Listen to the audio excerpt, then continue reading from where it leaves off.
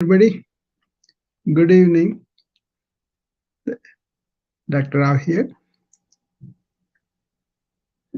Today we have this news that 49 of the attorney generals of United States, 49 states attorney generals, sued Meta over they are making encouraging addictive behavior through their apps of Facebook, Instagram, and WhatsApp.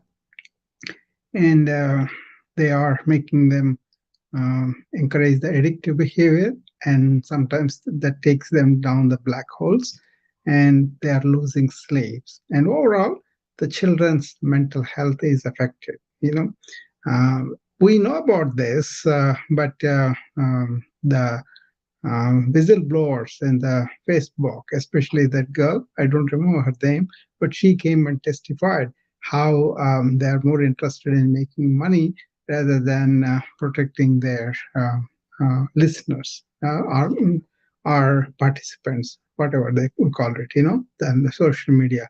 Um, uh, so when they are growing, when they are very early into the teenagers, like 10, 11, 12, like that, they are very susceptible for this addictive behavior and problems with it, right?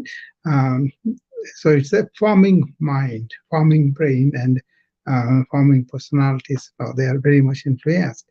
Um, the Meta came back replying, we do provide provisions for the parents to monitor and all that. But in this day and age, when the people are very, very busy and the phone is only in your pocket, it's very difficult for those things to be there. But the institution, they themselves have to be responsible.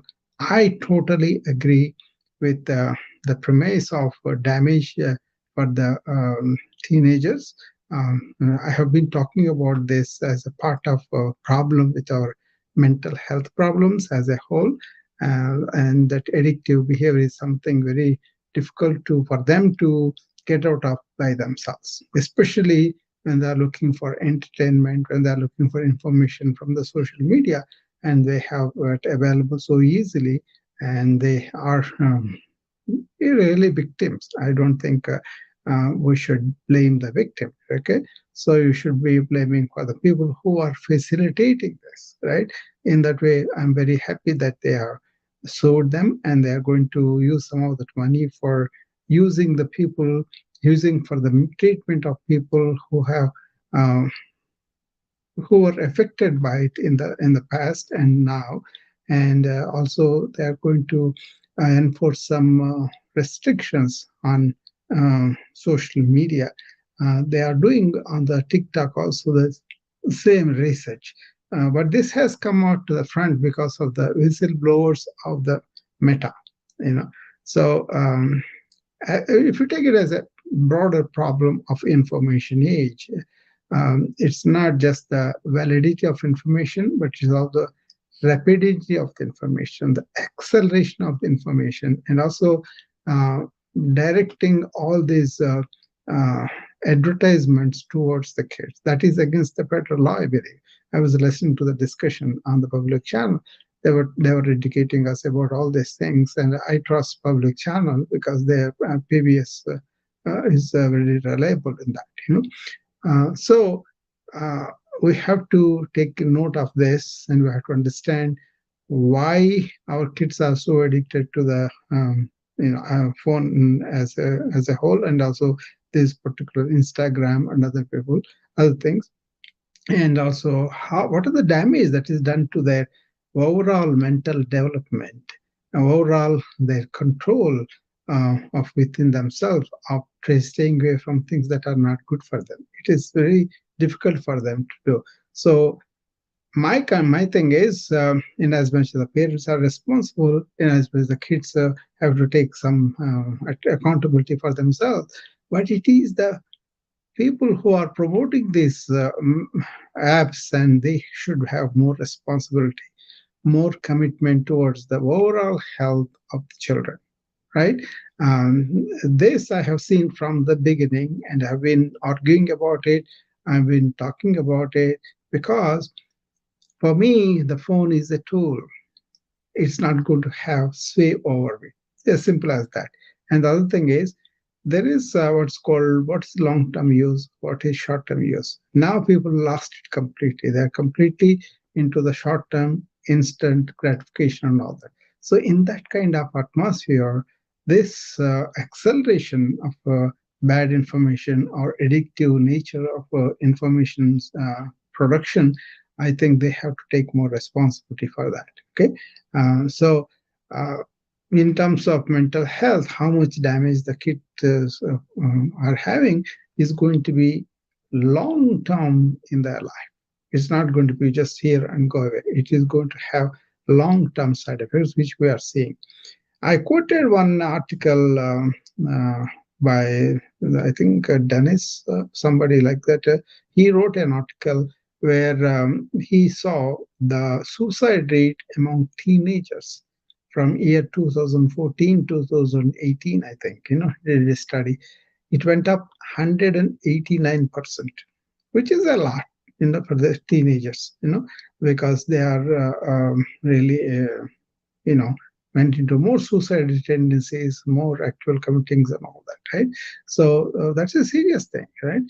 So we are very much worried about the health of the children and our society as a whole, and the role of the technology in that, and how responsible we should be. I'm not saying we should not use technology, we should, but aware of the dangers that it can pose if you don't use it properly. You should have some time off from these technologies, and then some types of control, and also encourage some outdoor activity, and also making sit down with yourself and control yourself, develop this capacity of the inner resilience of these addictive behaviors and all that.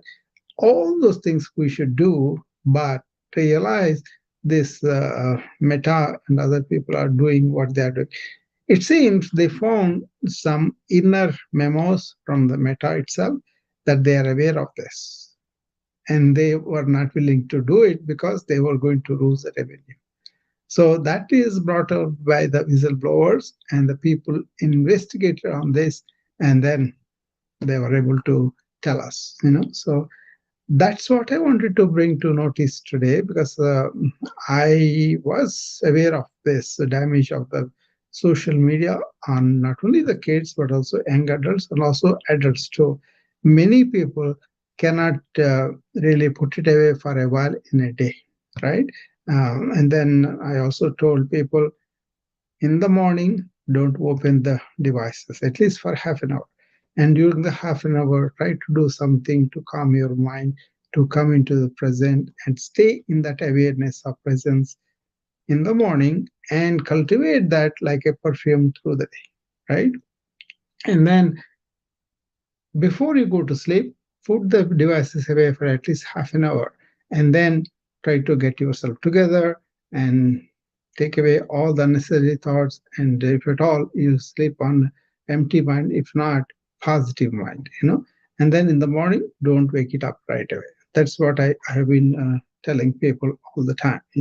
Even the people who are my in my wellness club, this is what I tell them. When they come and work with me in the morning, they are working for an exercise of awareness in the present for an hour, and then take it along with them through work, whatever they do. That kind of inner resilience, inner control, that's being lost because these technologies have become so extraordinary. That's also a point they raised. They said they are using technologies that are very powerful, very quick, and very advanced. So the people have no chance about fighting this technology. The only thing is, be completely in control. Adults, we may be, but the kids, especially, they are not. So it's very, in a way, I'm very pleased to see that these people sued Meta and brought the issue into the public eye much more. They were seeking monetary compensation to give the um, relief for the victims. That's good. But also they want some changes in the policy. They want some changes in the accountability. They want some control of the technology so that kids won't be exposed to all this. So we all have to think about it. We all have to understand this technology is a tool and go back to our natural selves and be there most of the time. And then come and use the technology with awareness, with not only the advantages of the technology that, but like this, I can reach a lot of people through communication through the internet, But at the same time, if this engulfs us, and we have no time for nature walk or conversations or just enjoying the sunset and sunshine, uh, things like that, normal natural things that are free and abundant for us, and then occupying with the technology all the time is the problem. Use it appropriately and be in control, and then find the inner joy, not just external pressures only. If that is the goal, then it will be much better. Okay. Uh, One of the other things they talked about was these kids are having problems with the sleep. That's a big, big, big problem because as you grow up, as you enter your with all sorts of things in your mind, and then you are not able to calm it easily because you never had the habit, then a lot of people are difficult to sleep quickly, fall asleep quickly, and then sleep adequately, sleep with the quality enough where your body and the mind are repaired and restored. That's the purpose of the sleep, right? Then your long term health is affected, and your mental faculties are affected. And in general, you won't be really able to do a lot of things, right? That's what most of the time people don't realize that it can happen, right? And down the line, you got to use medications. And nowadays, people are using even melatonin, which is supposed to be secreted normally in your mind with the darkness. People are using that. What you are doing then is your natural rhythms are set aside, and they're not going to be effective after use of medications, etc. So um, physicians practices also, they are forced to give these medications because the patients are used to them and they cannot sleep without them, and you cannot get the back their function that easily. That's why it's better to help the kids sleep naturally, have good physical activity throughout the day, and when you come home, you just calm your mind and then go to sleep. The body exhausted, and then you're going to sleep very well too. And then when you get up in the morning, that is the ideal way. But nowadays, with all the nighttime work, nighttime entertainment, and all this 24-hour social media, people are having problems with sleep. That's one of the commonest complaints that we find there, right? So what we do is we want to uh, encourage them to go back to natural activity. That means be physical, move your body, and then keep the mind as much silent as possible when you don't need to use it, right?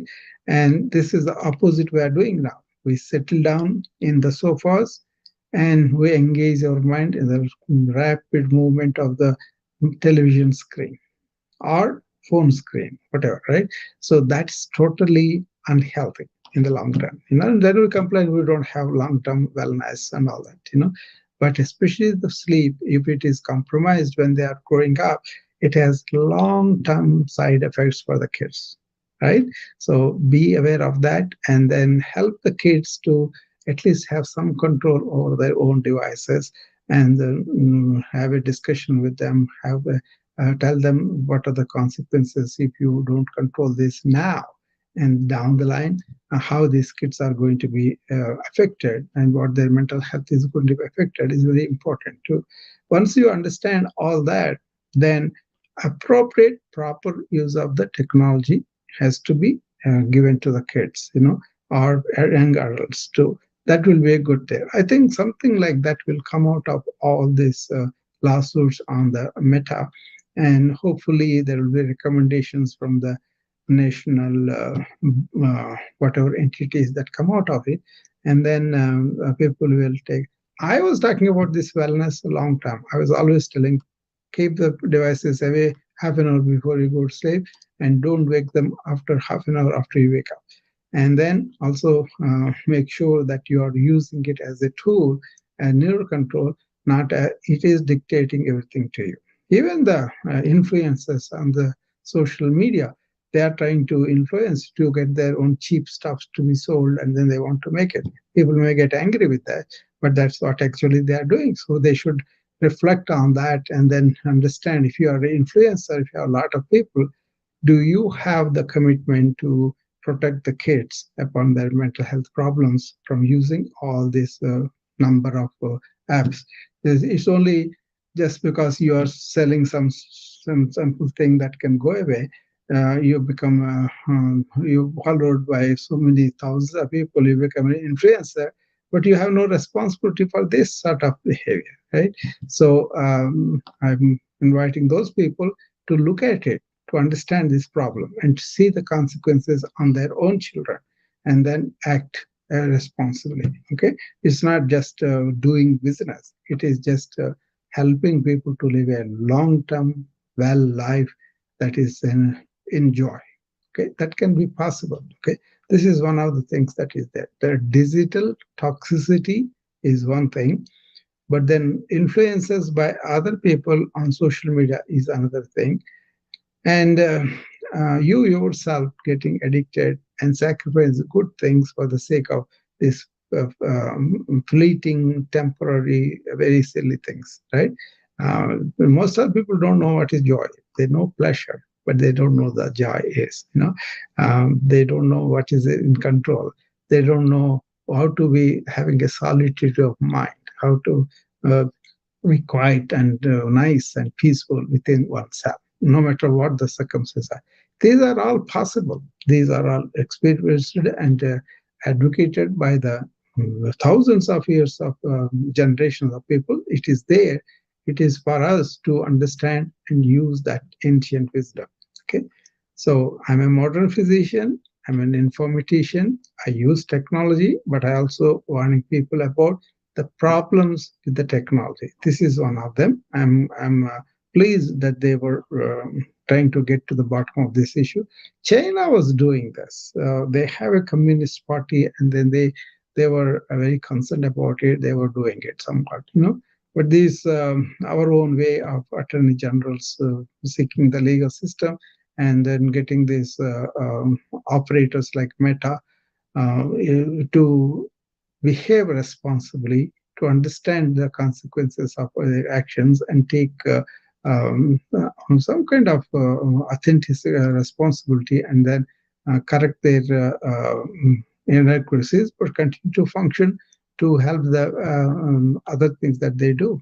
But this is an issue, is definitely we need to pay attention to, all of us, as parents, as teachers, as healers, or as wellness experts, as friends and family, and all those things. Okay, in a very rich way, we need to act on this. Okay, lot of times what happens is uh, in the rush of things, people don't pay attention to what is happening, right? But then when somebody like this, the suing of 49 attorney generals on Meta for the children's health, because that straightforward accusing them, you are encouraging addictive behavior, and that sometimes leading to dark holes, and they're really sacrificing the sleep. So you got to take responsibility and stop advertising for the kids. That's what they're doing. There's also a federal law, I believe, against that. So let's see what happens with this case. I'm going to be following this. And I also always follow the digital uh, toxicity, what is toxic in the modern technology and how we are using it. And then I advise people about that. And especially some people are really addicted to the information technology around us because it is ubiquitous. It is 24 hours all the time there, right? One of the CEOs, he was uh, having 4 or 5 screens that he look at all day because he's a investor, he's a public speaker, and so many things, right? So he uh, kind of going crazy with the information and then all the brain fog and also really restless, right? Then I told him, he asked me, what do I do? I'm kind of overwhelming with this. Then I said, just to switch them off and then go out and stay under the tree or take a walk. And he did. And what the quality of thing he found was he was completely relieved, and then he felt so good in the presence of it. So we are so much um, detached from the nature. So go back to that, have some routines. Get up in the morning, go and, they said, smell the roses. Just do that.